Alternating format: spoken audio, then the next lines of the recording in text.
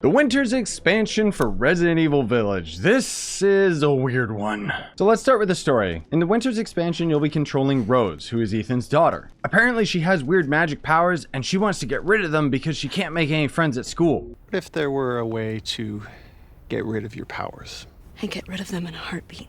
So she goes into a dream world to find a crystal that can remove her powers. I won't spoil more of the story, but let that ridiculous premise set the tone, because it's really weird and so is the gameplay. See, you have the classic shooting you'd expect where your bullets feel like they don't do anything. But then you've also got this weird magic system on top of everything, which will allow you to stun enemies so you can avoid them and save ammo. You have a limited amount of spells that you can cast, so suddenly it becomes another form of ammunition, where you're gathering these little herbs so that you can regen your mana. Now, another thing that really caught my attention with this DLC is that almost all of the areas you visit are filled with reused content from the main game, which explains why this DLC only took a year to develop. At first, this kind of bothered me, but the Resident Evil formula made me forget all about it with its excellent pacing, except for this part, that would distract me from the lack of new assets.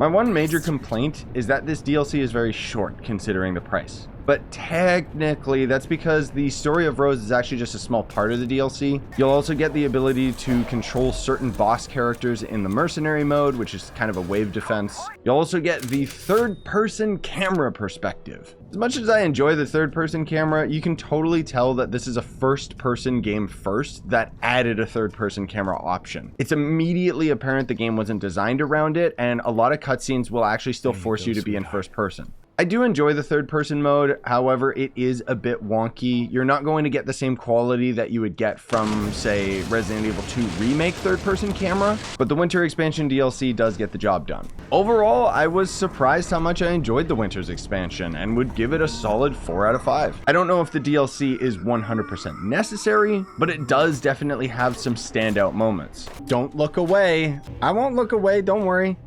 Okay. Oh god.